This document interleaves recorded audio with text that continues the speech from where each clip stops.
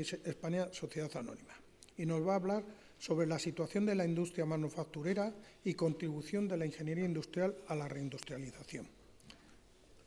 Muchas gracias. Alfonso, muchas gracias, Miguel Ángel.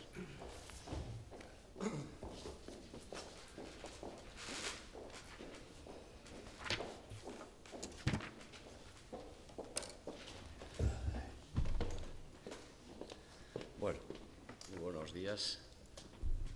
Creo que se oye perfectamente.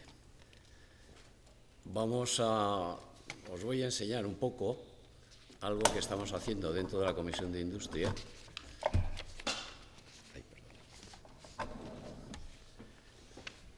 Con arreglo al preámbulo que ha hecho Miguel Ángel, la situación de la industrialización y un análisis y después unas propuestas que obviamente pues hacemos los ingenieros industriales por nuestra capacitación que tenemos, por conocimientos y experiencia para poder hacer propuestas en el ámbito industrial.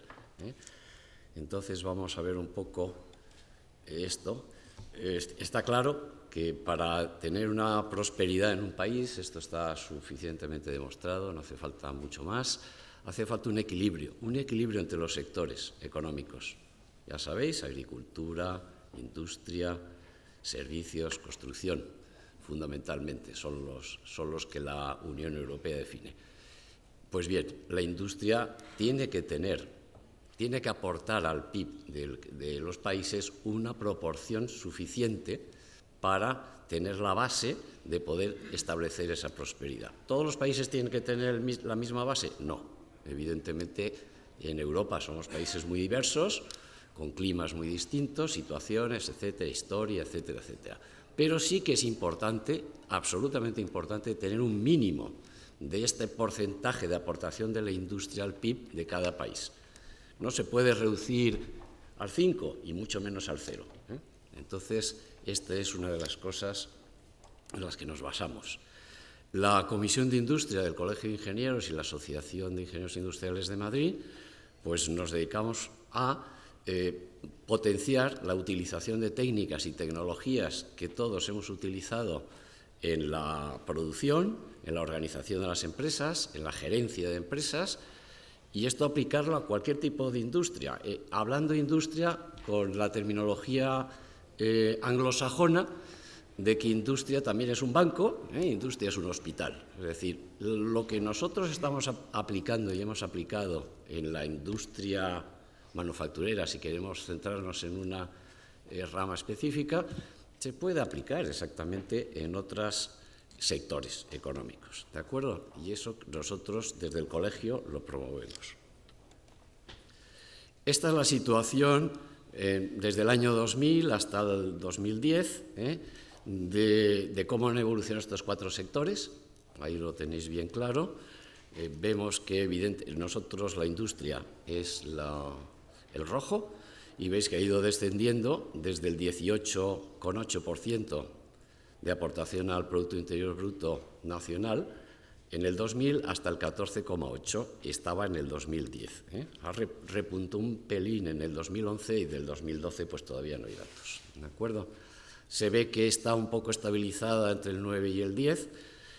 Se ve claro que la construcción fue muy afectada por el tema de la crisis, los años de la crisis, etcétera, pero como veis ahí, el porcentaje ahora de aportación en este momento, y quedaros con esta cifra porque luego la desarrollaremos un poco más, es el 14,8% en el 2010 lo que aportaba la industria al PIB nacional.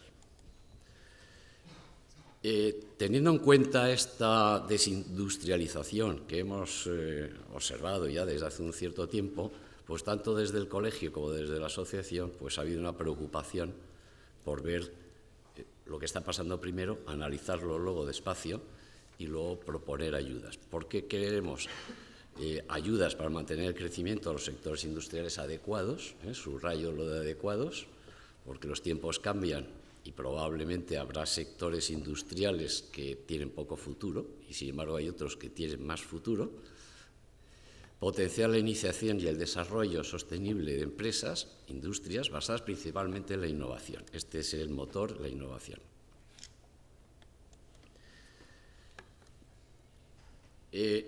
todo esto lo que nos ha llevado es a ir preparando un estudio que todavía no está terminado, pero que estará terminado a final de año y podrá ser accesible a todo el mundo que lo quiera, en este sentido. ¿Y qué es lo que aportamos los ingenieros industriales? O sea, ¿por qué los ingenieros industriales en este tema de industria podemos opinar? ¿Podemos opinar porque dentro de nuestro título hay la palabra industria, en industriales? No, podemos opinar porque aquí, en estas aulas, los que hemos estudiado en estas aulas y en otras aulas de escuelas técnicas, pues tenemos unos conocimientos que hemos adquirido. Luego, a lo largo de nuestra vida profesional, hemos seguido adquiriendo conocimientos en nuestra formación continua en las empresas y, además de eso, tenemos millares de experiencias concretas y de éxito en muchas empresas industriales y no industriales en este país. Algunas pueden no ser de éxito, pero también se aprende de los fracasos, ¿eh? Entonces, creemos, sinceramente, que cuando se habla de industria, se habla de reindustrialización, tenemos algo que decir, ¿eh? Desde los colegios profesionales, las asociaciones profesionales de ingenieros industriales. Por eso hemos hecho este estudio o estamos haciéndolo. ¿Qué ámbito nos hemos cogido? ¿Podríamos haber hablado de España? Sí, pero hemos sido más concretos, nos hemos ido al ámbito nuestro.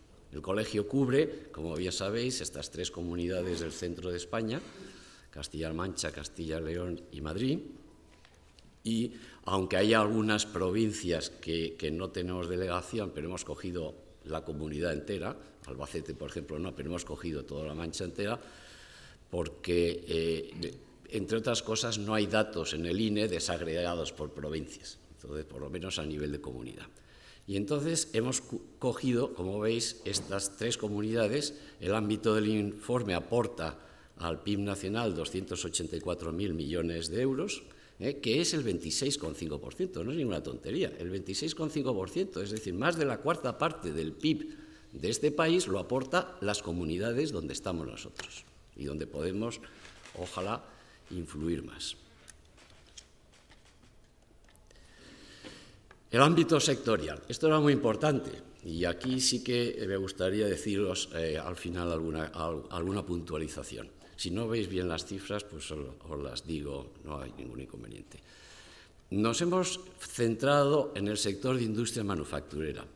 ¿Por qué el sector de industria manufacturera? Es que es curioso, porque cuando ahí si veis en la tabla tenéis ahí agricultura, ganadería, industria es B, D, E y C, o sea, la extracción, la energía, el agua, y la industria manufacturera es el sector industria.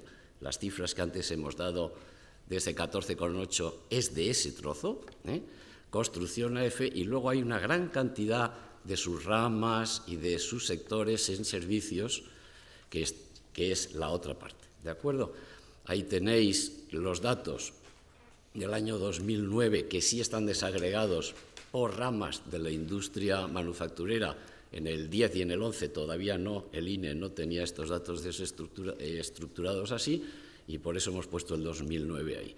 Entonces, una cosa que quiero que os fijéis es que si sumamos industria manufacturera al otro trozo de industria, que es extracción, energía y agua, que nos da esas cifras en el 2009 que tenéis ahí, ese 12 y pico %, bueno, es que da la casualidad de que la industria manufacturera es el 74% de toda la industria.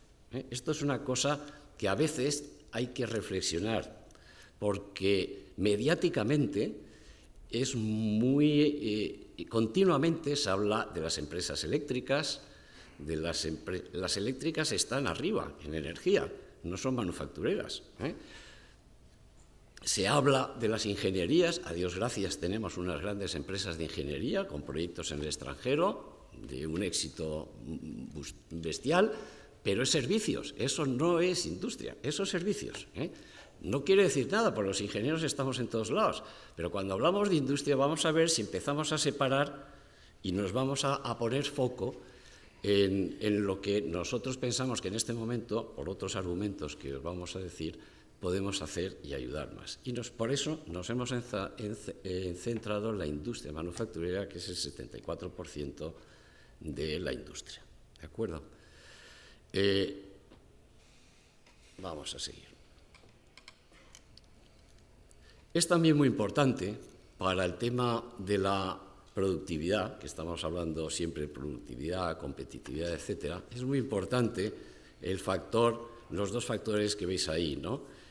La dimensión de la empresa y la rama de actividad. O sea, antes, si os habéis dado cuenta, en las ramas de actividad había 9 ramas dentro de la industria manufacturera, desde la alimentación, muebles, etcétera, etcétera. Y es importante el tipo de negocio en este momento para el crecimiento y también la dimensión de la empresa. Y en eso nos vamos a fijar. Lo de la rama es importante, ¿por qué? Porque hay industrias, ramas, donde se ve que es más probable que puedan aumentar, crecer y aportar más a un PIB a plazo corto, y otras menos. Y lo de la dimensión, lo vamos también un poco a hablar del tema de la dimensión. En el ámbito de este estudio, el cuadro abajo seguro que no lo podéis leer, pero ahora pongo, ahí tenéis las cifras principales. El 84%, concretamente esas 42.000 y pico empresas, son microempresas, son empresas con menos de 10 empleados. Pensamos que estas empresas tienen pocas o muy pocas oportunidades de llegar a crecer y consolidarse, sobre todo en un plazo corto. Y ahora estamos en un plazo de urgencia, nos interesa el corto. El largo, todas las empresas han nacido de microempresas. Un emprendedor ha tenido una idea, ha empezado a poco y ha ido creciendo, ¿sí? Pero ha necesitado muchos años, ¿eh? Entonces, poner el foco sobre todo en las microempresas, no hay que despreciarlo, pero sabemos que es un camino más largo, ¿de acuerdo? Son el 84% de las empresas manufactureras. Estoy hablando del ámbito nuestro, del ámbito de este informe, que sabéis que son las 3 comunidades. Las pymes, esto es una división micros, pymes y grandes establecida por la Unión Europea, están entre 10 empleados menos de 200. Aquí hay un pequeño, digamos, disappointment entre el INE y la Comunidad Europea, porque la Comunidad Europea llega hasta 250 y, sin embargo, el INE habla de 200. Bueno, pero es igual, hemos adoptado lo de la Comunidad Europea. Entonces, entre 10 y 200 empleados son las empresas medias. Fijaros que es el 15,3, concretamente en estas 3 comunidades son 7.701 empresas manufactureras. ¿De acuerdo? Y más de la mitad, como estáis viendo, están en la Comunidad de Madrid. Era lógico también, ¿eh? Bien, estas empresas tienen tremendas dificultades por el tamaño, por la urgencia, por las presiones, porque tienen que estar muchas veces pensando más en cómo financiarse que en mejorar su organización, su producción, etcétera, etcétera. Están muy necesitadas de ayuda para la implantación de técnicas y tecnologías de producción, de organización, gerenciales, etcétera. Y es un ámbito donde ya os adelanto que es donde nos gustaría hacer más foco, en este tipo de empresas. Por lo tanto, si habláramos de foco objetivo, 7.701 empresas tenemos en esta comunidad donde creemos que podemos ayudar. Y finalmente, y esto es una cosa buena, hay que destacar que más de la cuarta parte de las grandes empresas, más de 200 empleados que hay en este país, manufactureras, están en este ámbito. Concretamente en Madrid, evidentemente muchas, 252. Es decir, que hay un ámbito de 345 empresas y de 7.701 que pasan de los 10 empleados dentro de esta comunidad.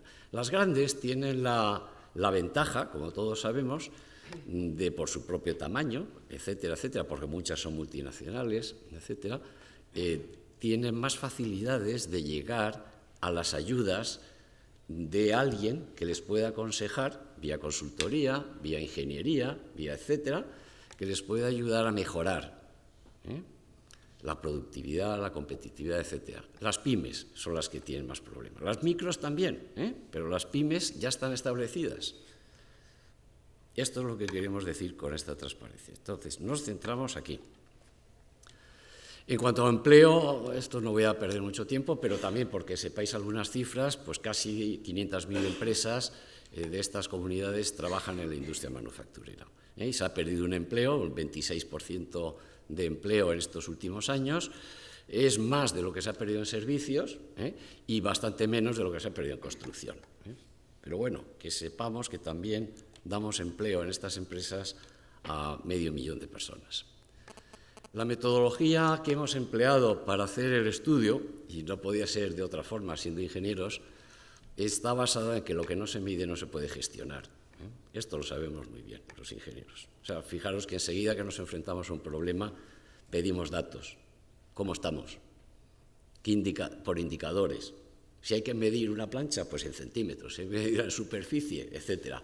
Si hay que medir el número de personas, pues el número de personas. Pero siempre pedimos datos. Antes de lanzarnos a decir algo, pedimos datos. Luego analizamos y luego proponemos las mejoras. Eso es lo que pensamos. Entonces hemos tenido que medir primero, antes de hacer propuestas.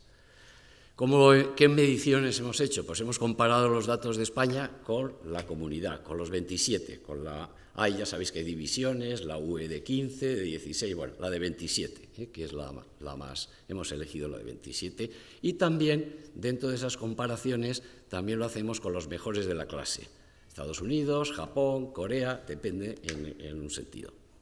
Entonces, los datos están comparados de arriba a abajo, primero con Europa y los mejores, después con las 3 comunidades estas, con España, como veis ahí, desglosados ya por las 9 ramas de la industria manufacturera, desde la alimentación a la informática, etcétera, etcétera, y luego qué indicadores hemos utilizado, o sea, con qué hemos medido. Pues hemos medido, depende de lo que estemos analizando, pues algo que está evidentemente admitido por todo el mundo, como es el Producto Interior Bruto, como es el valor añadido bruto, número de empresas, número de empleados, la inversión, el gasto en I+D, el número de patentes, el número de estudiantes, etcétera, etcétera, etcétera. O sea, que el estudio está basado, esta es la metodología que hemos empleado, los ejes y áreas principales de este estudio. Bueno, pues esto es muy importante porque aquí son los capítulos donde nos detenemos, hacemos esas mediciones, hacemos el análisis y hacemos las propuestas. En investigación y desarrollo, innovación, lo hemos separado porque son cosas distintas. Estamos muy habituados a los papeles oficiales que hablen de I+D más I, pequeña, pero la innovación no es investigación y desde luego no es desarrollo. Y esto lo tiene que entender la gente y hay que explicarlo. ¿De acuerdo? La competitividad, punto fundamental, que está basado en esos 3 puntos que veis ahí. Esto está admitido: productividad, eficiencia y calidad. El empleo, la formación, punto tremendamente importante. Y pymes, porque ya hemos hablado que fundamentalmente vamos a hacer foco en la pequeña y mediana empresa. Las fuentes principales, pues las admitidas, el Instituto Nacional de Estadística, que da muchos datos, Eurostat, que es lo mismo pero de Europa, COTE, que hace unos buenos informes de todas estas cosas, diferentes publicaciones de los diferentes ministerios de educación, de industria, etcétera, etcétera, las asociaciones empresariales, que las hay dentro de nuestro ámbito ACEIMS, en Madrid, etcétera, etcétera, que también publican muchos datos. Y una pregunta, ¿hemos dejado fuera el mundo del sector servicios? No podemos dejarlo fuera por una cosa elemental. Miles de ingenieros trabajan en el sector servicios.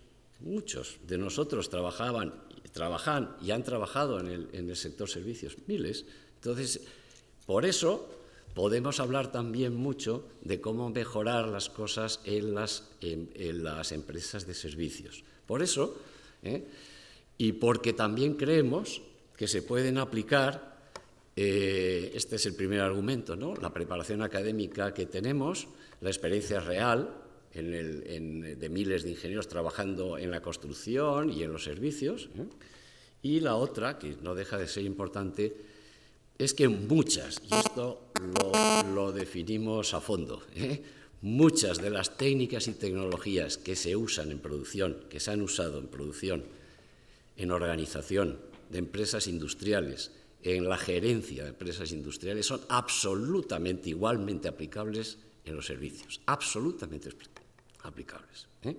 Yo creo que, no sé si enfatizo mucho y a lo mejor estáis de acuerdo y no hace falta que enfatice tanto, pero por si acaso alguien nos ha enterado, absolutamente.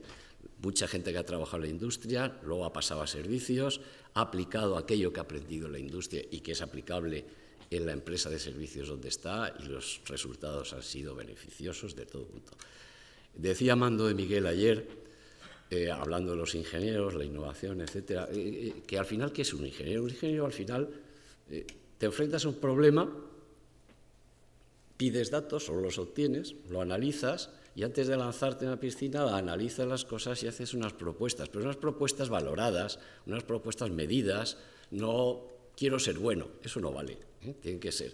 Y ese análisis capaz de hacer un ingeniero inmediatamente, que nos lo dan ya desde aquí, desde la escuela, y quizá también algunos lo tienen desde la cuna, eso es muy importante en cualquier sitio de empresa. También hablamos de que muchas de las, digamos, disciplinas de las que conocemos son absolutamente transversales. Os pongo un ejemplo, logística. Vais a tener, como a hablar luego del tema de la logística. La logística es transversal, da lo mismo la empresa. ¿Es que no tiene logística un hospital? ¿Es que no lo tiene un banco? ¿Es que no lo tiene la propia administración? Y si hablamos de mantenimiento, ¿qué me contáis? Vale. Bueno, entonces esta es la última transparencia, Miguel Ángel, para tu tranquilidad. Bien, evidentemente hay muchas propuestas de mejora, es difícil haber elegido una, y he elegido una por una cuestión, quizá por donde estamos en una escuela de formación, pero sin embargo no voy a hablar de formación de ingenieros, fijaros, voy a hablar de otra formación, y que es fundamental de lo que estamos hablando. Y algunos pasos se están dando. Pero mirar este gráfico. Este gráfico que tenéis aquí, mirar Europa, que está a la izquierda, de la Europa de los 27 y a la derecha España. Son dos perfiles absolutamente distintos.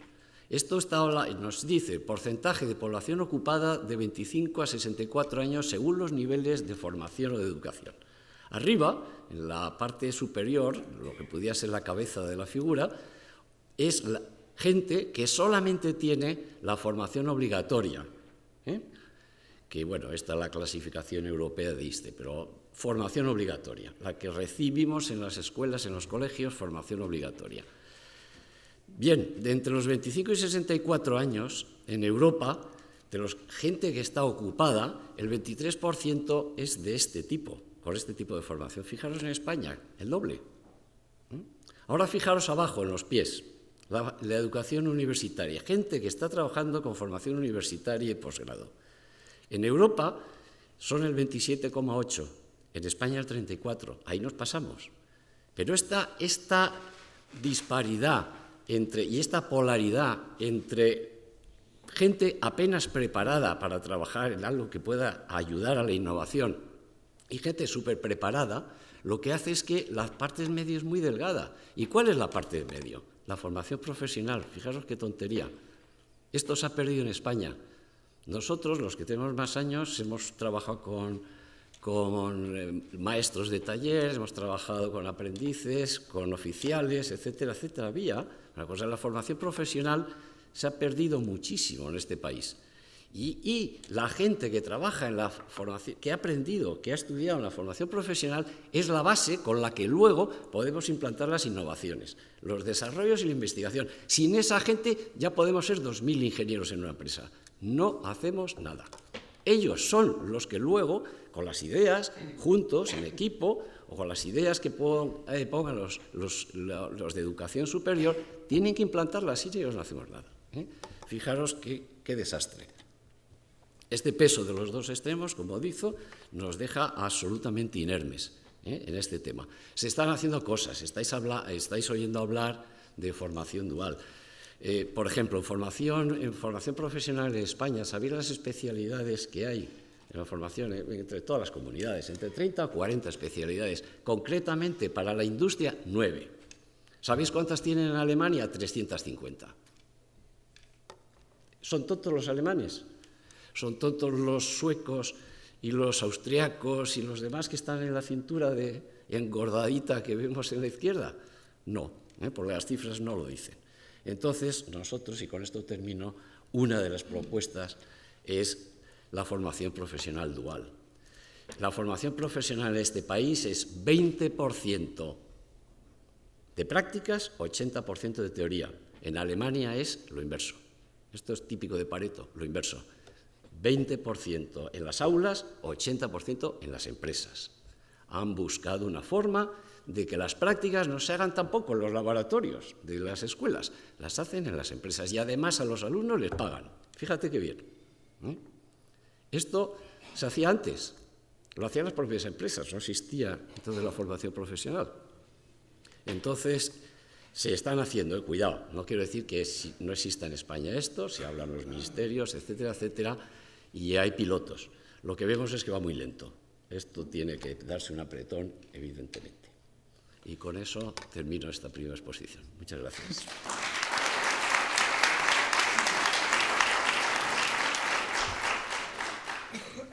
Muchas gracias.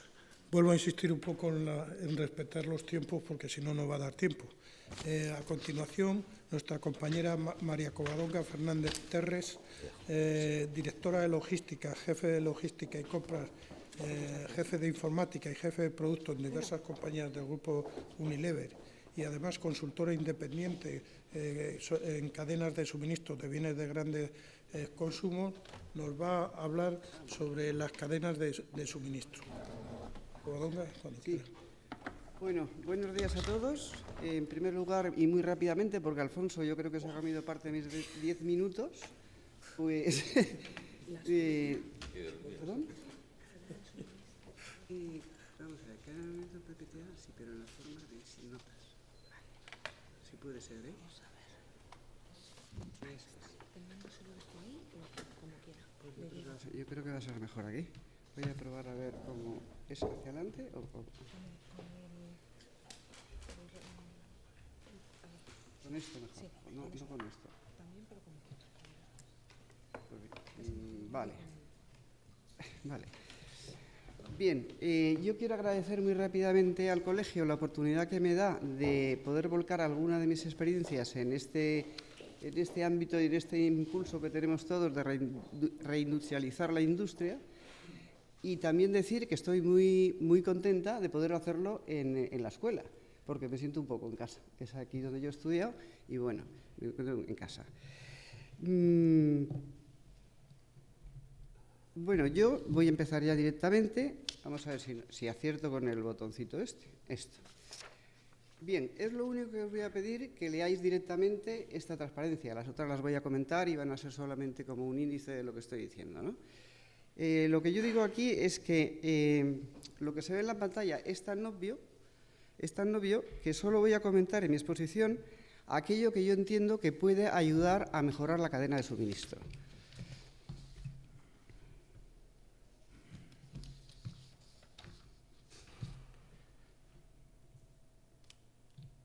Perdonad, pero se ve que esto del... Me va mejor el que la rueda. Bien, la experiencia mía fundamental ha sido en logística y en empresas multinacionales que han actuado en los mercados de los bienes de gran consumo y fundamentalmente en la industria de la alimentación. También, y lo voy a decir para los pocos jóvenes que hay aquí, he tenido una experiencia de 10 años en el mundo de los detergentes, y como he sido una industria de los bienes de consumo, pero muy competitiva, yo creo que tanto como la del automóvil, tengo que decir que si podéis empezar vuestra labor profesional en entornos difíciles y muy competitivos, será muchísimo mejor para el desarrollo de vuestras carreras. Yo, desgraciadamente, lo encontré al final y la verdad fue un poco duro ya con los años, ¿no? Bien, el subsector de la alimentación, para seguir un poco también en lo que estamos haciendo en el colegio y que también ha expuesto Alfonso, de dar a conocer cómo está la situación de nuestra industria, este subsector de la industria manufacturera, que es la alimentación, las bebidas y el tabaco, pues tiene una importancia bastante grande. En el año 2009 pues eran unos 23.000 millones de euros lo que era el Producto Interior Bruto de esta industria, es decir, el 2,2% del Producto Interior Bruto de España. O, dicho de otra manera, es el subsector, la rama de actividad más importante dentro de la industria manufacturera. En concreto es el 20%. A nivel de empleo, en esos momentos, pues también eran más de 400.000 empleos los que daba esta industria en España.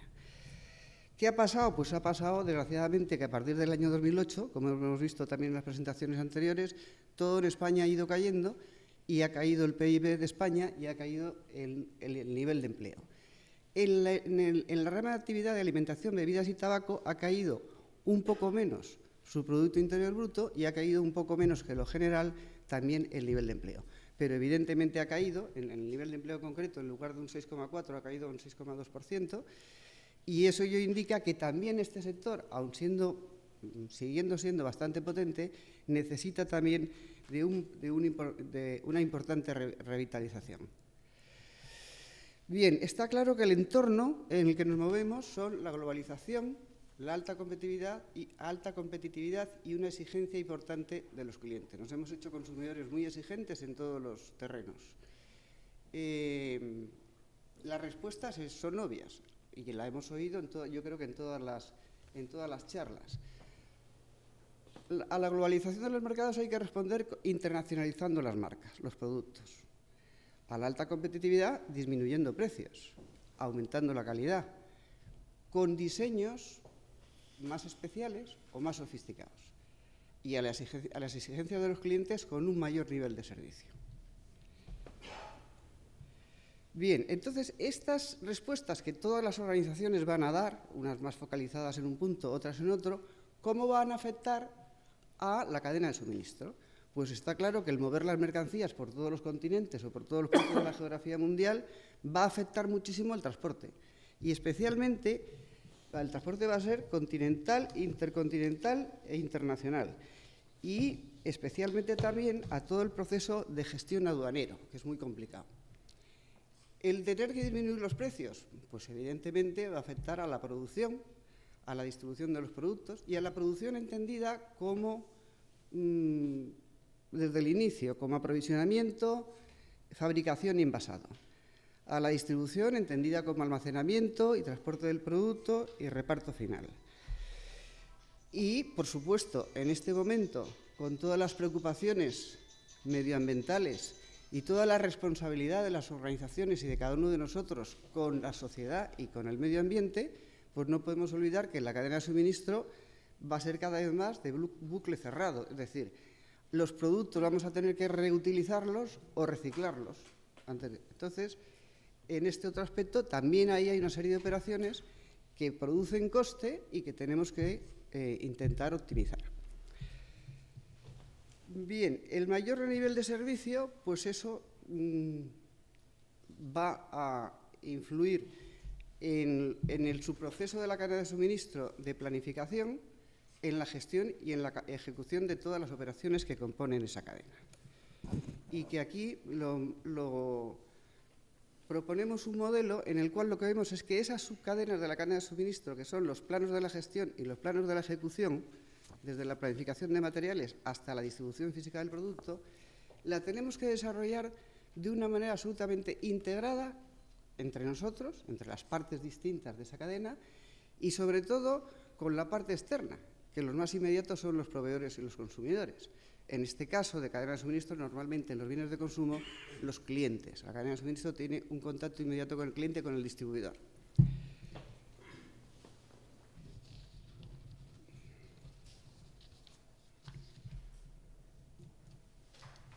Entonces, las acciones que podemos tomar en esas áreas donde vemos que prácticamente son todas las de la cadena de suministro que va a impactar el nuevo modo de hacer negocios, pues vamos a obviar, digamos, lo que sería el ideal, y es que cada industria se replanteara o rediseñara su cadena de suministro.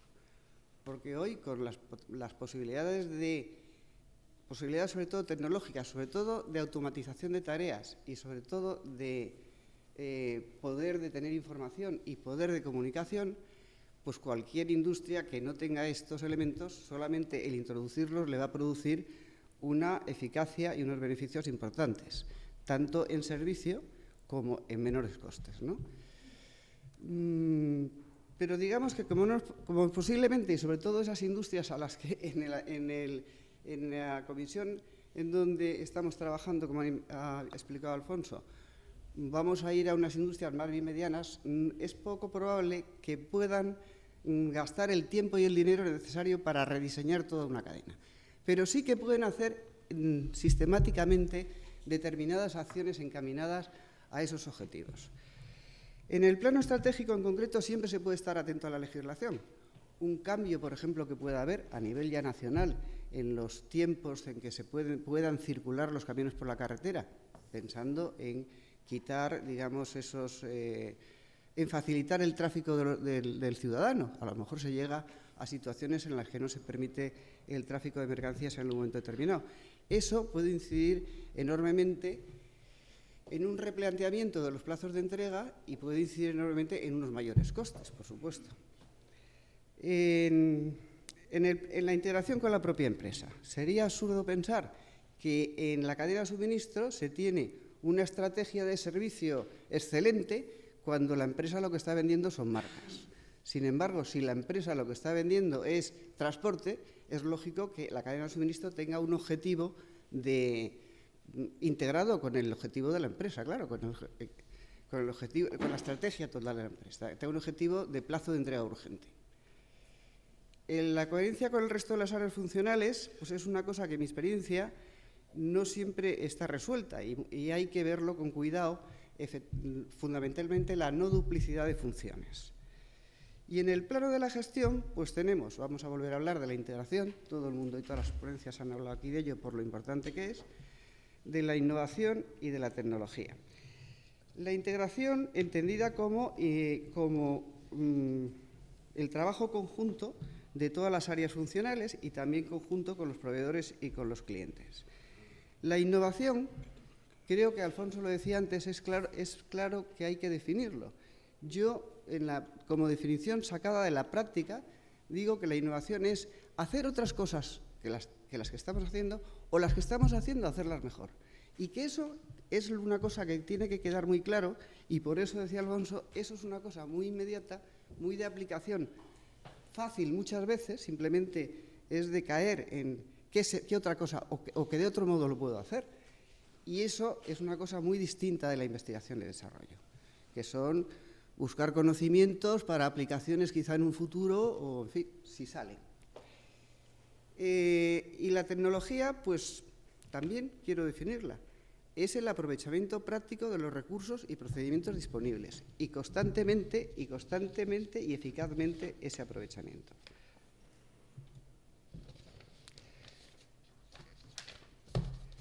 Bueno, ya hemos hablado de la integración con los clientes, con los proveedores y con las distintas áreas de la cadena de suministro. Quiero resaltar la importancia del proceso. ¿Y por qué esa integración? Porque cualquier actividad es un proceso. No es yo esto, luego viene el otro, hace lo otro, es hacemos esto. Y ese espíritu es el que tiene que ir cada vez más calar en las empresas. Saber que estamos haciendo una cosa conjuntamente, porque lo importante es que el proceso funcione bien. De hecho, el proceso es uno de los factores clave de los negocios, que están basados en una organización, en un proceso y en unos sistemas. La integración con el exterior, pues fundamentalmente podemos poner muchos ejemplos. Compartir la información con proveedores y clientes permite planificar mejor, compartir los recursos, incluso con los competidores, permite grandes ahorros en costes. Un ejemplo de ello, por ejemplo, es el utilizar el operador logístico, en lugar de utilizar el sistema propio de almacenamiento y distribución física que lleva a una distribución de productos con vehículos vacíos, pues utilizar un operador logístico que agrupa el reparto de otras mercancías, incluso de nuestros competidores. Y finalmente, ¿dónde o cómo podríamos aplicar la innovación y la tecnología? Esos conceptos de innovación y tecnología que hemos visto. Pues lo primero de todo, yo diría que tendríamos que ir a estas empresas y convencerles de que tienen que poner en marcha un cuadro de mandos, un panel de control de indicadores de funcionamiento. Como decía Alfonso, vamos a gestionar aquello que podemos medir. Lo primero que tenemos que decir es qué indicadores de funcionamiento vamos a poner en marcha.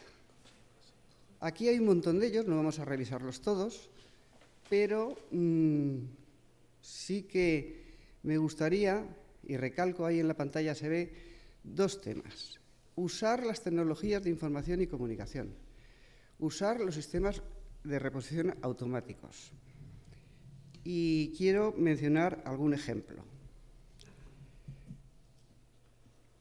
Primero, vamos a ver, el plazo de entrega aceptable. A lo mejor alguien se... El plazo de entrega aceptable es... Yo he vivido en determinadas empresas, pues que porque sí o porque se había dicho, porque en algún momento era lo que había convenido, el plazo de entrega tenían que ser 3 días. Y tenían que ser 3 días, y porque siempre se había hecho así. Y entonces se hace un estudio y se ve que no hacen falta 3 días. A los clientes no les hacía falta 3 días. Podría ser más largo el plazo. Es decir, el plazo de entrega hay que definirlo muy claramente, en días, en horas, a lo mejor por zonas, a lo mejor por clientes. Todo eso nos lo permite un sistema de información, un sistema informático, claro, si no es imposible todo eso. Pero hoy es posible y hoy muchas pequeñas empresas no lo tienen y muchas pequeñas empresas con poco esfuerzo y sobre todo con una buena dirección lo pueden tener. El sistema, ¿qué nos puede dar el uso de las tecnologías de la información y la comunicación? Bueno, pues si tenemos un fabricante que conoce la situación de stock que tiene el distribuidor en tiempo real, pues supone que podemos mejorar muchísimo los niveles de servicio y tener muy grandes ahorros. ¿Por qué? Porque puede reaccionar con urgencia ante una necesidad imprevista y porque puede realizar producciones de acuerdo a cómo se está haciendo la demanda y no en función de unas previsiones a no sé qué plazo. Asimismo, un buen sistema de comunicación permite incrementar... Perdonadme, también me ha finalizado el tiempo. Bueno, ya acabo. Asimismo, un buen sistema de comunicación permite incrementar el nivel de servicio no solo porque hay una transferencia correcta, completa y puntual de la información, sino porque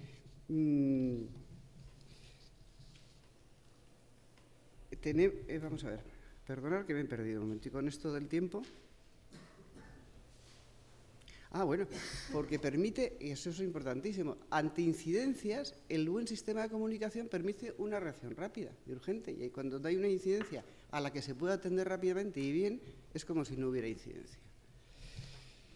Y muy rápidamente, solamente decir que como poner en marcha todo un sistema de indicadores, también no es tan complejo como rediseñar toda la cadena, pero es complejo también, pues existen otros métodos para que en una compañía se pueda identificar en qué áreas hay que focalizar las tecnologías y la innovación.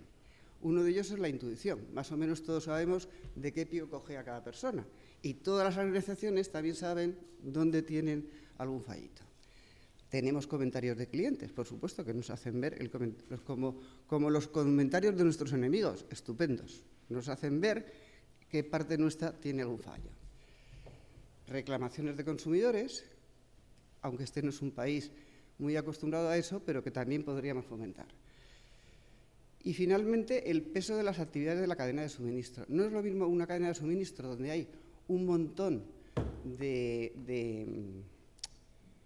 proveedores y muy pocos clientes, como puede ser la construcción y la entrega de un avión, a una cadena pues como la de la alimentación, que es equilibrada, que tiene muchos proveedores y muchos clientes. Entonces, cada una tiene un tipo de demanda distinto y cada una necesita y tiene unos puntos débiles distintos.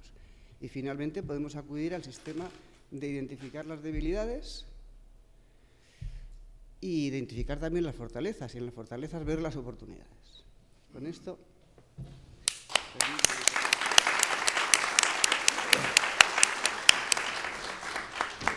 Muchas gracias, Covadonga. A continuación va a intervenir Julián Estebasola, que le pido que a ver si puede atenerse a los tiempos, porque es que si no nos vamos a salir muchísimo. Es ingeniero industrial, es también posgrado en Dirección General por el IES, ha tenido trabajos de puestos directivos en automoción, en el sector naval y siderúrgico, en Navacel, en consumo y prensa. Actualmente es consejero ejecutivo en Corporación Vermont, que es una empresa líder en el sector de la multiimpresión de prensa diaria. Ya, cuando quieras. Hola, buenos días a todos. Agradezco a mis predecesores que han cedido el tiempo, así yo tengo menos que contaros, porque siempre es complicado hablar ante tanta gente y una audiencia tan significativa, ¿no? Bueno, a mí me ha tocado esto, como veis un poco, no sé si es en el currículum que se ha mencionado, pues mi trabajo durante los primeros 15 años profesionales pues ha sido una industria, digamos, normal, ¿no? Pues industria de automoción, el tema naval, siempre, por cierto, me ha tocado en crisis, por cierto, es una cosa curiosa, ¿no? y luego en lo que es consumo, en la de packaging, que es un tema, bueno, pues fue mi primer contacto indirecto con las artes gráficas, porque lógicamente el packaging va impreso, ¿no? Y eso tiene una parte importante dentro del resultado, de marketing de las compañías, en fin. Fue mi primer contacto un poco con esta industria más sofisticada, ¿no? del consumo. Y casualmente, en el año 98, caí en el sector de la prensa, que eso fue la revolución para mí, claro. O sea, en el 98, además era un periódico tan complejo y tan especial como es El Mundo, que es un periódico, digamos, que nació, pues llevaba 4 o 5 años de vida realmente y era un éxito tremendo, ¿no? Entonces, el contacto entre un ingeniero y una empresa gestionada por periodistas es bastante curioso, os puedo anticipar. Sobre todo una empresa que en poco tiempo pues, había conseguido ser el segundo periódico del país, tenía, claro, por un periódico, aunque parezca, bueno, nos parezca que solo hay que escribirlo, hay que llevarlo al kiosco todos los días y se produce por la noche.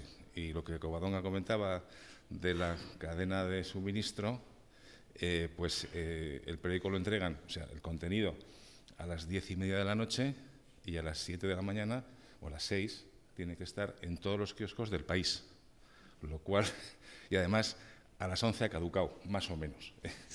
Con lo cual, esos 3 días que tenía Covadonga de margen, pues en el sector de la prensa es bastante complicado. Bueno, entonces, bueno, no os voy a contar mi historia. De hecho, en la presentación que he traído, bueno, simplemente una guía, ¿no? Quería pues comentaros simplemente porque supongo que para vosotros será bastante desconocido, ¿no? el tema de las artes gráficas. Entonces, simplemente un poco, y aquí una pequeña foto de qué son las artes gráficas. Yo trabajo en una parte muy concreta, que es la parte de prensa, que además hablaré un poquito más detallada, por eso no pongo nada más, pero lógicamente hay una parte, digamos, por eso es simplificar, ¿no? Una parte de las artes gráficas se refieren a información y cultura, que puede ser revistas, libros y periódicos, que cada uno de ellos además es muy diferente, y además han tenido sus crisis y siguen en sus crisis, porque además aquí tenemos digamos, una especie de tormenta perfecta, porque se suma a la crisis general de todo el mundo, económica, etcétera, el hecho pues, de que hay una crisis del consumidor. El consumidor está indeciso si va a seguir leyendo en papel o va a empezar a leer en tabletas, ¿no? Entonces eso no sabemos exactamente cómo, pero está afectando y sobre todo está retrayendo mucho el dinero que aflora a un sector en crisis que necesita dinero para salir de la crisis, evidentemente, ¿no? Entonces el dinero es muy, muy miedoso y ante una incertidumbre de este tipo, pues se está complicando bastante las cosas, ¿no? Y luego está lo que es la parte de artes gráficas más relacionada con el marketing, las ventas o el consumo, ¿no? Que entenderéis, pues bueno, pues está el packaging, está el tema, hombre, antiguamente todo iba con manuales, ¿no? Ahora ya los manuales son casi todos digitales, bueno, hay también una situación un poco difícil ahí. El packaging sigue funcionando bastante bien, porque lógicamente pues eso afecta a la alimentación, bebidas, empresas como las que ha trabajado Covadonga, que bueno, eso sigue funcionando más o menos, aunque están afectados por el consumo, es decir, bueno, el consumo ha caído y bueno, pues hay una ligera caída también en esos sectores. No es tan dramática como en otros sectores de las artes gráficas, ¿no? Y hay hasta sectores que están creciendo, pues, por ejemplo, pues el de cartelería especial, esos que cubren edificios, y eso, bueno, eso también son artes gráficas y eso está creciendo, pero eso es muy de nichos, hay muy poca gente, digamos, dedicada a ello, ¿no? Entonces, no sé exactamente cuánta gente hay en este momento en las artes gráficas, pero desde luego no serán más allá de las 100.000 personas en todo el conjunto, entiendo, y la aportación al PIB es pequeño. Es decir, es una actividad en este momento de nicho. Ha sido muy importante en los 70, sobre todo en Madrid, en el País Vasco y en Cataluña, y ha caído mucho pues, por esta especie de tormenta perfecta en la que estamos involucrados, ¿no? Pero bueno, quiero decir que las crisis tampoco tienen su lado negativo porque, bueno, pues las pasas mal cuando estás en ellas, pero también la verdad es que sales aprendiendo muchas cosas de ellas. Y si eres hábil, incluso pues hay oportunidades hasta en las crisis, ¿no? Y bueno, en eso estamos. Es decir, tampoco quiero mandar un mensaje tan negativo, pero vamos, el tema está complicadillo. Bueno, vamos a centrarnos un poquito más en la prensa, que teóricamente es de lo que más conozco. Bueno, he puesto una especie de histórico de la evolución. La parte, evidentemente, de los 80 y 90 lo conozco de oído. La parte de los 2000 ya me ha tocado vivirla, entonces es más realista, ¿no? Pero vamos, básicamente, en la década de los 80, porque si os hagáis una idea, en los 80 todavía el ABC estaba en la Castellana, el periódico y la rotativa. Estaba debajo del periódico, Y claro, hubo una evolución enorme en las artes gráficas en los 80, una evolución tecnológica. Se impuso una técnica que se llama offset, que digamos, hizo que la producción pudiera ser mucho más rápida, con mucho menos personal. También, sobre todo a finales de los 80 y en los 90, empezó a aparecer unas técnicas de lo que es la parte previa a la impresión del periódico, que también, bueno, pues por supuesto a finales de los 90, ya con la entrada incluso del área digital, cambió y revolucionó la forma de producir. Y bueno, pues digamos que ya veis que siempre ha habido una continua evolución, ¿no? Desde esa época hasta ahora. En los 90 también aparecen los grandes periódicos actuales, o sea, bueno, salvo algunos como el ABC que se mantienen, pues aparece el Grupo Vocento con sus periódicos.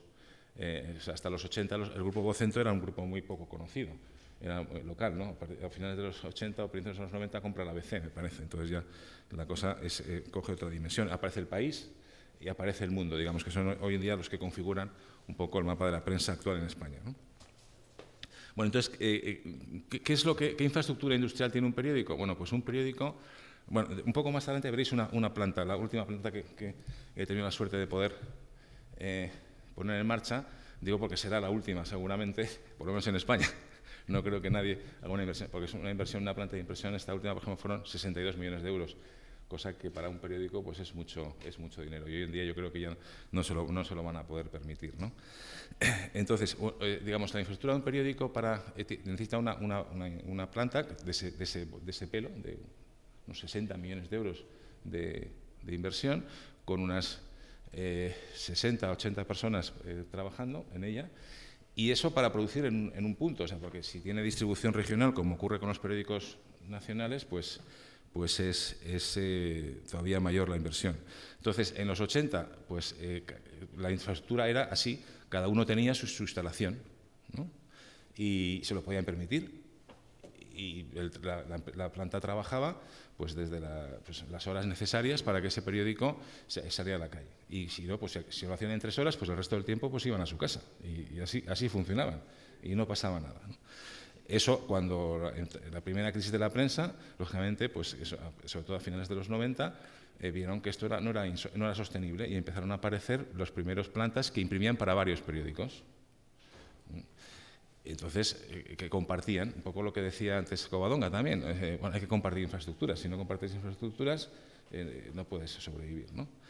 Y en este momento incluso han llegado a externalizar la impresión, es decir, en este momento, por ejemplo, en la empresa en la que yo estoy, que es Corporación Vermont, que es, bueno, lo que hicimos fue segregar toda la área industrial del mundo, juntarnos con un industrial independiente y montar un grupo independiente que imprime para todos los periódicos. Nosotros ahora tenemos clientes a todos los periódicos del país, ¿no?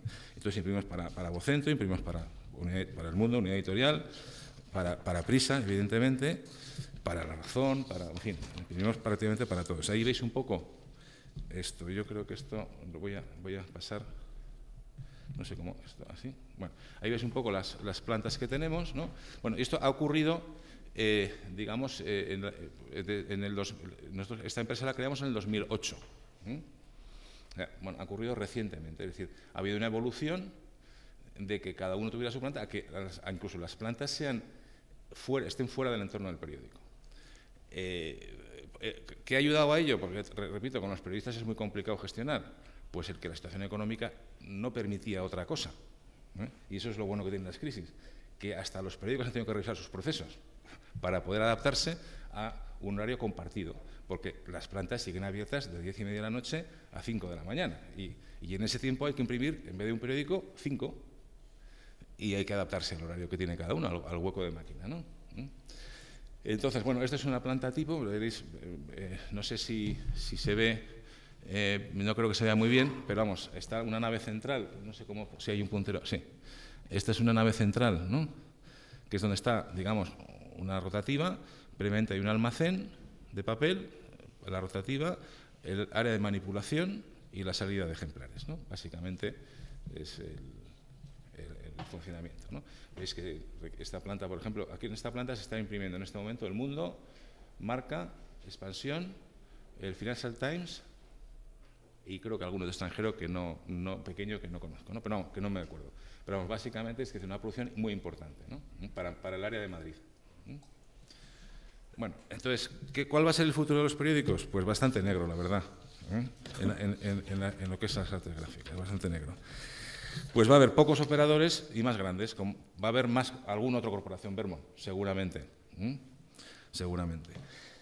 Hay una incertidumbre del futuro del papel que está haciendo que las tiradas sean más pequeñas y, por lo tanto, pues que haya más concentración. Es decir, se van a cerrar plantas.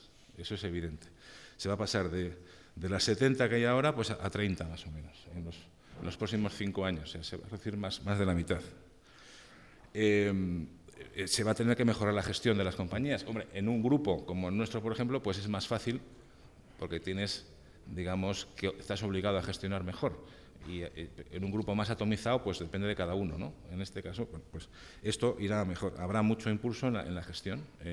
Lo que comentabas antes de que las pymes necesitan apoyo en la gestión.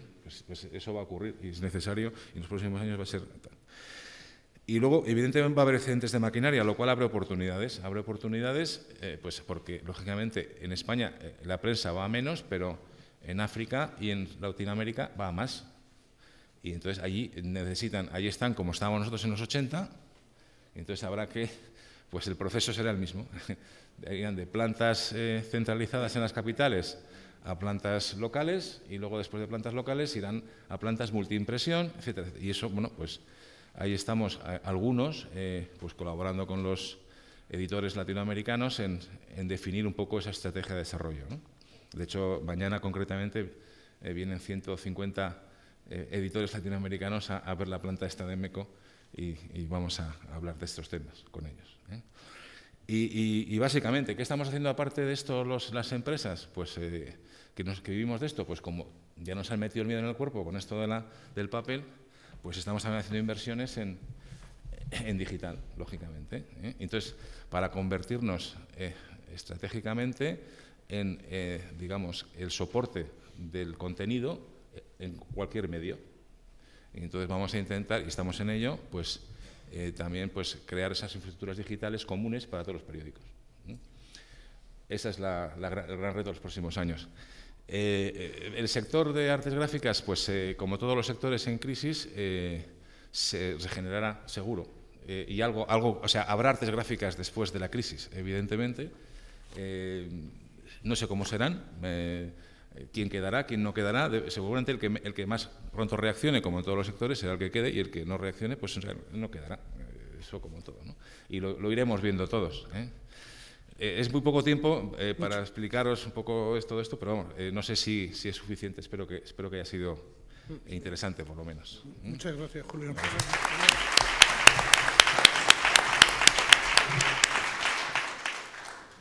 Bueno, nuestro cuarto ponente es Julio Gómez, que también es ingeniero industrial Tiene amplia experiencia en investigación y desarrollo, diseño, producción y venta de productos electrónicos profesionales en los sectores de la electrónica militar, electromedicina y sistemas de seguridad. En todos ellos con un amplio contenido de tecnología de la información y la comunicación. Consultor con más de 15 años de experiencia en proyectos de estrategia tecnológica y de negocio, de ingeniería de procesos y transformación centrados en empresas de diversos sectores de la industria, las administraciones públicas y las TIC. También ha ejercido funciones de tutorización de planes de negocio para alumnos de MBA, senior y de posgrado en una escuela de negocio. Ha participado en numerosas reuniones, congresos y eventos empresariales y sectoriales. Es copresidente de la Comisión de Industria del COIN y colabora con un fondo de capital riesgo en el análisis de inversiones y en el lanzamiento de nuevos proyectos de innovación tecnológica. Y nos va a hablar sobre la industrialización del sector servicios. Hola a todos. Me va a pasar lo mismo que nos pasa a todos cuando cogemos el último avión de la tarde, que siempre llegamos tarde a casa. Estoy pillado totalmente. Por otra parte, no quería dejar de comentar que he oído en la radio cuando venía que parece que va a salir una directriz de la Unión Europea en el sentido de que con las campañas de protección de los animales frente a la experimentación en laboratorio, las ratas de laboratorio se van a cambiar por ingenieros. Al parecer, es mucho más difícil encariñarse con un ingeniero que con una rata. Y eso evita que haya sesgos en los experimentos. Y al mismo tiempo, los ingenieros son capaces de hacer cosas que las mismas ratas no son capaces de hacer. Una vez pasado esta noticia de última hora, vamos a entrar en la ingeniería de los servicios muy rápidamente. Esto van a ser unos brochazos de trazo grueso porque no da tiempo para más maravillas. Así que, ¿cómo se le da esto aquí? Ahí. No. Sí, ¿no? A la parte izquierda del ratón. Ahora. Ajá. Parte izquierda y parte derecha. Muy bien. Empezamos. Es decir, se trata de ver cuál es la situación en la que se encuentra nuestra profesión, la ingeniería, la industria y en general todo este sector en el que más o menos pastoreamos los ingenieros industriales y los ingenieros en general.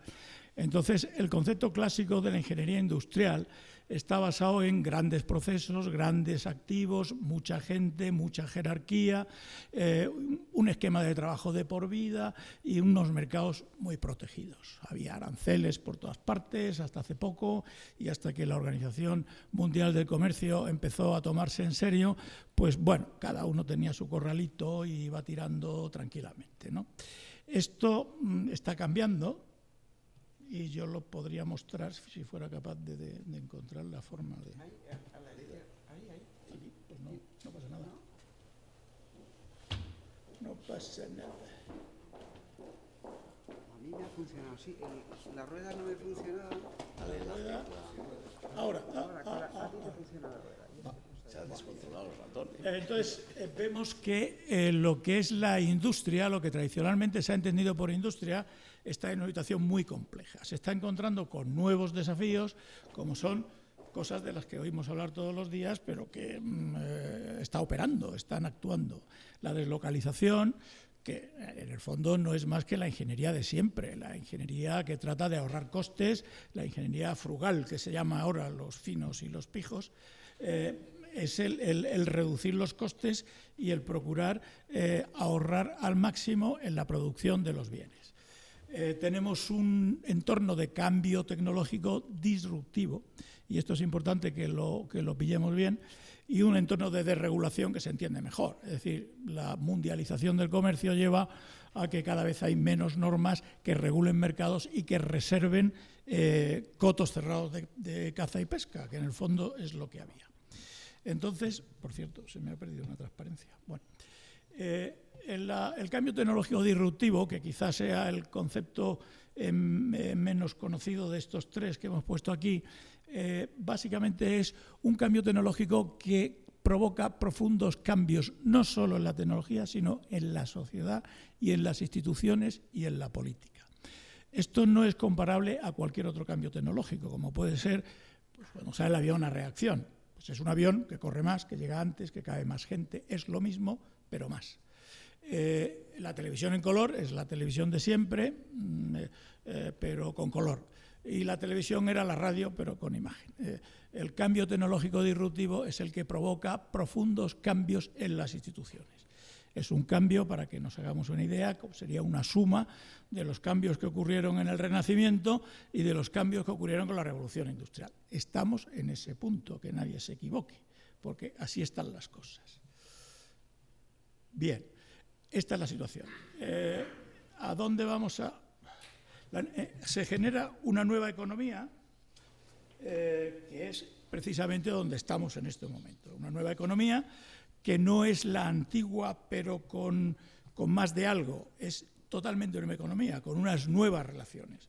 Es decir, vamos a tener una fabricación fuera de los entornos habituales, se deslocaliza, ya hay productos que nadie sueña siquiera en fabricar fuera de Asia. Todo el mundo solamente piensa en Asia cuando se trata de fabricar determinados productos. Es la deslocalización de la que habla la prensa todos los días.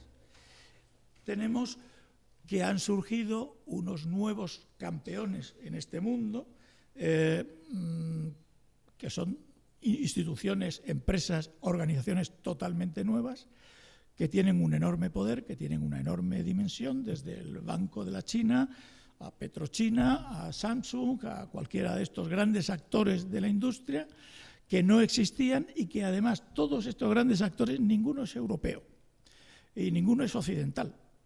Están todos en Asia, fundamentalmente, y dentro de poco estarán en África, que empieza a despertar en la parte subsahariana.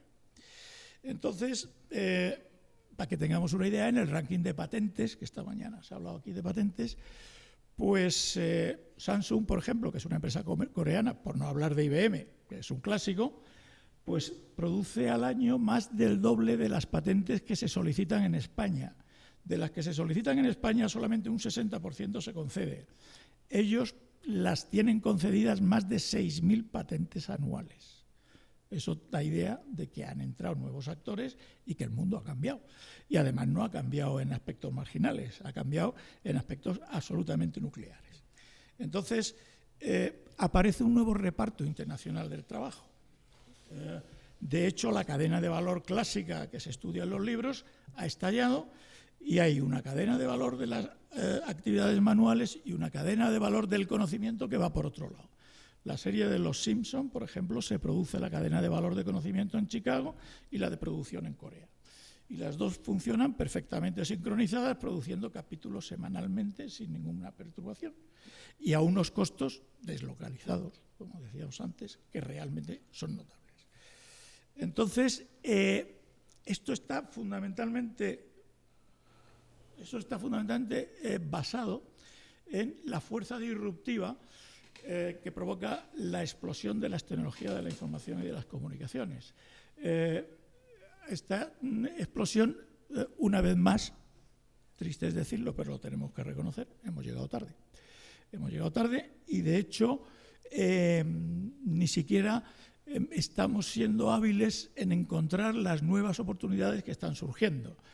Había, me parece que es Jeff Bezos, el de Amazon, creo que era el de Amazon, que decía que por cada nuevo avance que se produce o por cada nuevo cambio que se produce, aparecen dos problemas nuevos y dos oportunidades nuevas. Es decir, lo que hay que estar es muy atento a ver cómo van surgiendo oportunidades. Hace un momento Julián nos hablaba del sector de las artes gráficas, que es un sector clásico dentro de la ingeniería, de cómo las tecnologías de la información y las comunicaciones lo han hecho estallar y, de hecho, tienen que posicionarse entre los residuos de ese sector que está estallando para encontrar las nuevas oportunidades y los nuevos problemas que resolver, que es lo que va a haber mañana con estos señores que le van a visitar. Entonces, además, tenemos aquí otro elemento importante, y es que esta revolución tecnológica se produce fuera de los cauces clásicos. Esto no sale de los laboratorios de grandes empresas, ni sale de las universidades, ni de las escuelas de ingenieros como esta. Esto sale de la acción, de la creatividad, de una economía inclusiva. Una economía inclusiva es aquella que da oportunidades a todo el que se arrima y a todo el que las quiere tomar. Un ejemplo que se cita en la Venecia del Renacimiento. En la Venecia del Renacimiento había una ley que decía que si uno ponía el dinero y otro era un capitán de buque que quería ir a por especias, se repartían el beneficio al 50% de mano. De manera que uno no tenía dinero, pero sabía navegar, el otro tenía dinero y no sabía navegar, se ponían de acuerdo y se repartían el dinero. Aquello provocó la explosión de Venecia como la mayor potencia del Mediterráneo. Es decir, las instituciones inclusivas y la organización social inclusiva es la que provoca estos cambios tecnológicos que en estos momentos nos están llevando por delante. Voy muy deprisa. Entonces, esto tiene su repercusión mediática y su repercusión en nuestra vida diaria. ¿Por qué? Porque esto tiene un gran atractivo. Vamos a ver, todos tenemos un smartphone ahora mismo y estamos con el WhatsApp. Es decir, nuestras vidas han cambiado. Y entonces esto hace que la atención del público y la atención de los ciudadanos se centre mucho sobre estas nuevas tecnologías y estos cambios. Y, de alguna manera, la vieja economía se va desplazando hacia la periferia del sistema. Es decir, se van instalando las plantas que teníamos aquí, se van a la China, o se van a Sudamérica, o se van a algún sitio, y aquí se supone que deberíamos sustituirlas con otra cosa. ¿Estamos en qué? Y gran parte de nuestra crisis actual viene en que lo que estábamos haciendo se nos ha quedado antiguo y lo nuevo que hay que hacer todavía no lo sabemos hacer. ¿Correcto?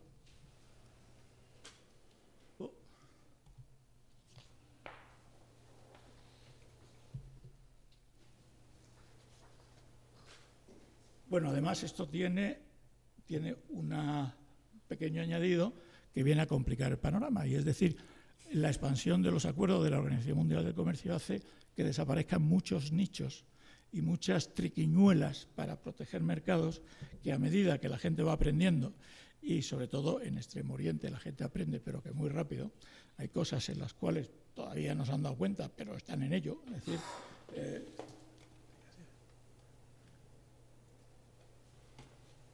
muy bien, muchas gracias. Estos acuerdos lo que hacen es echar más gasolina al incendio y complicar todavía más la situación. Entonces, la cosa se nos complica todavía más. Esto les hago gracia porque ya se lo saben, es decir, tenemos una crisis financiera y tenemos una crisis económica. No nos falta ningún detalle. La crisis financiera, concretamente en España, es producto del abaratamiento del crédito que se produce a la entrada en el mercado común, hace una burbuja de crédito que provoca una burbuja del ladrillo, porque era lo único que en ese momento sabíamos hacer realmente. Entonces, hay una gran cantidad de dinero que entra en la construcción y la construcción explota.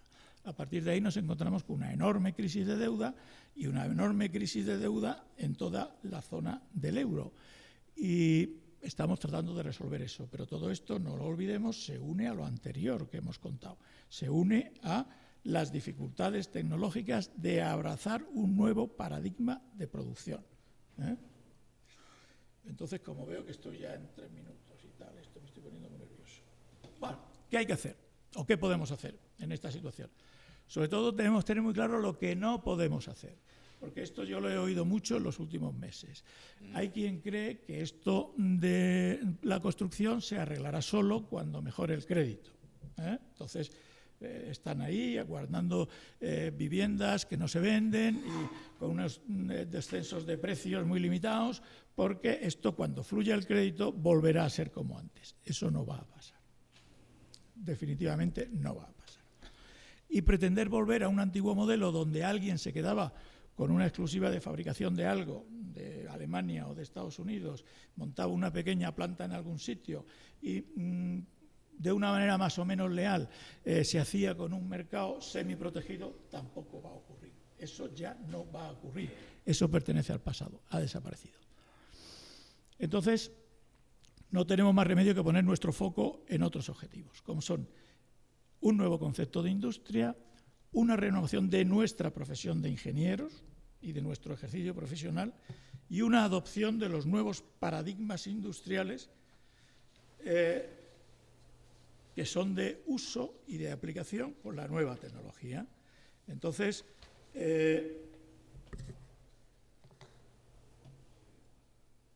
es necesario que el nuevo concepto de industria está basado impepinablemente en uso intensivo de las tecnologías de la información y las comunicaciones. Hemos de transformar las industrias tradicionales que todavía tenemos en unas nuevas industrias que estén centradas y basadas en las tecnologías de la información. Es necesario recuperar profesionalmente la imagen la imagen y los hechos del ingeniero creador al estilo del héroe de Julio Verne y olvidarnos del ingeniero gestor, funcionario, rutinario y burocratizado, que firma y que va. Es necesario volver a ser creadores. Y es necesario adoptar los nuevos paradigmas, que ahora hablaremos de ellos.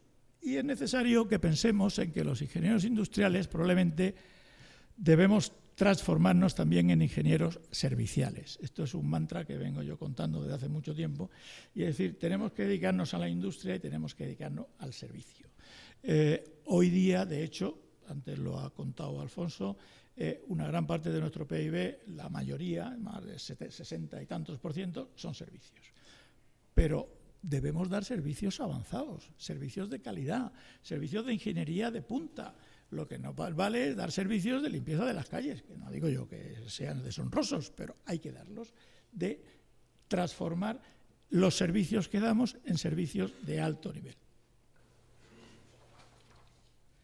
Entonces, digamos que la etapa en la cual los productos iban por un lado y los servicios por otros ha terminado.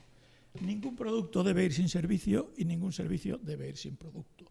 De hecho, ya burdamente, a nivel de marketing solo, a los banqueros les gusta hablar mucho de sus productos y a los fabricantes de coche de su servicio.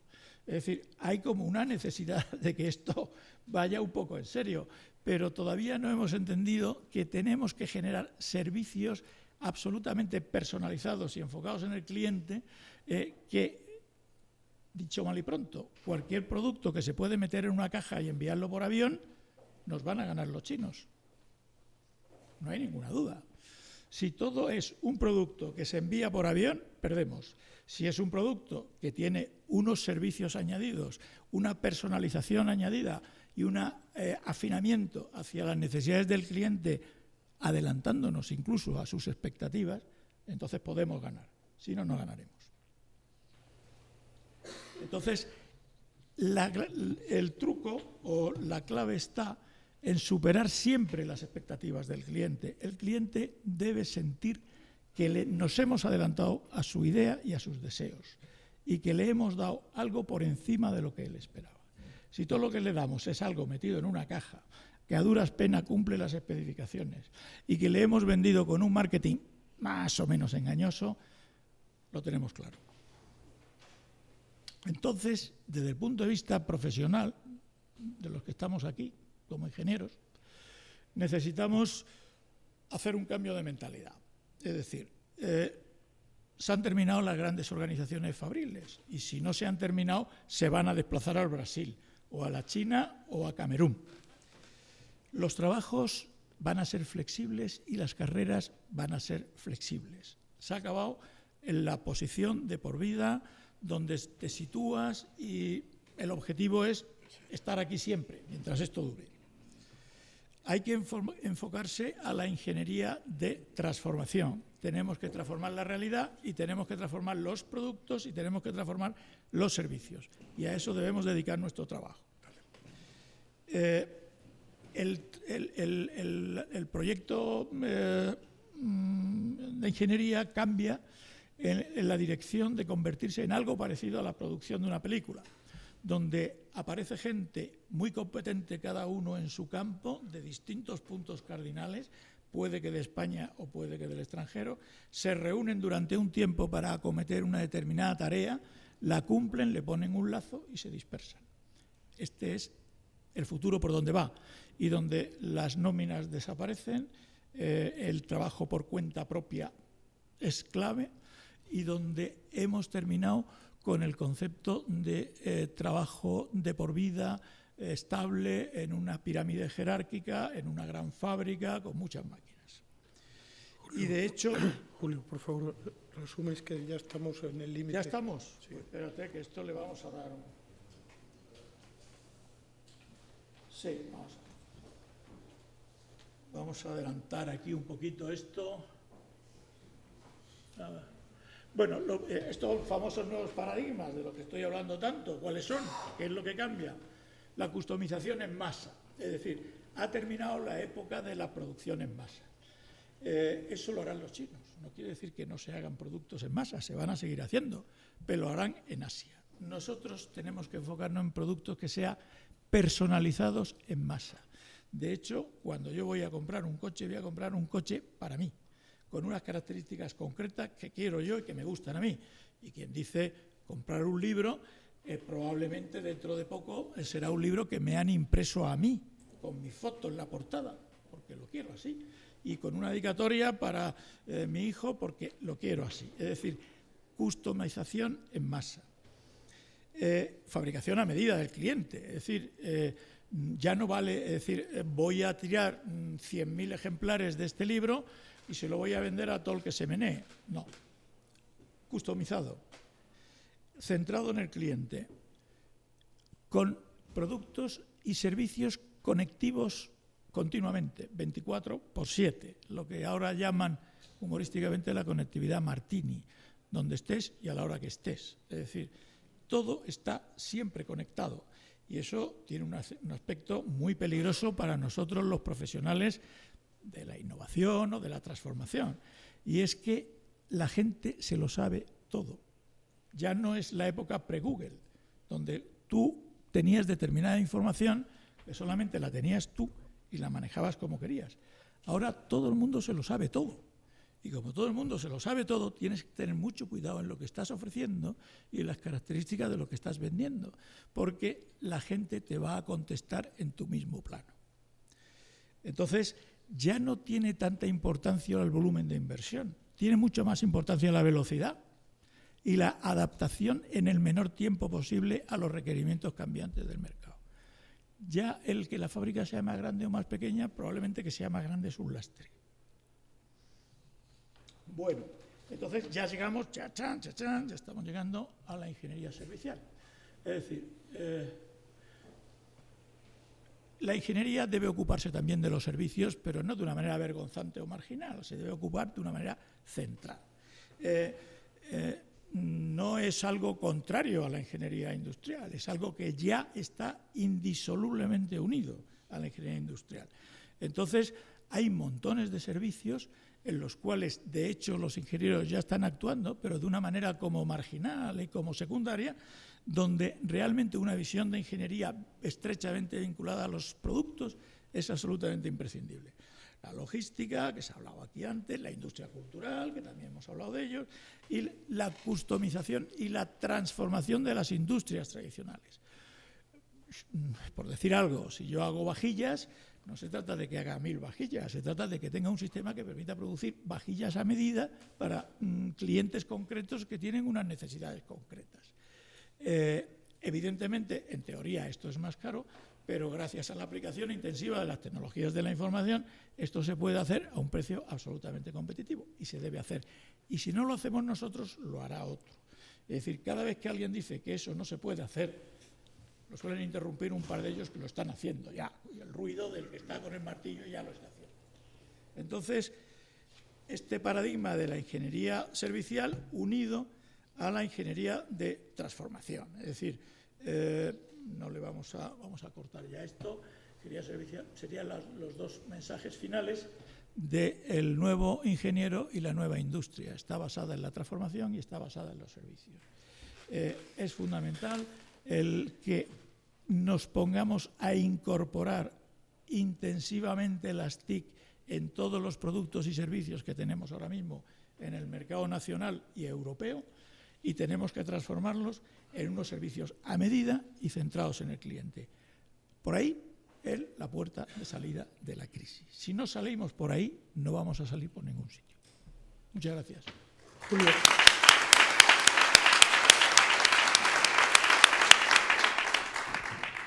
Estamos totalmente fuera de tiempo. En esta sala se va a hacer la clausura, entonces teníamos pensado que al menos se hiciese una pregunta, pero va a salir una cuenta de correo en la cual se pueden hacer las preguntas y se contestarán a todas ellas. Saldrá en la página web del colegio y, por tanto, todo el que quiera hacer preguntas no solo podrá ver las contestaciones él, sino que en la página web se podrán ver todas las respuestas. Siento no haber administrado debidamente el tiempo y espero que la próxima vez consigamos más tiempo para este tema. Muchísimas gracias y esperemos que este congreso se vuelva a celebrar muchas veces y con esta asistencia y este interés. Muchas gracias a todos.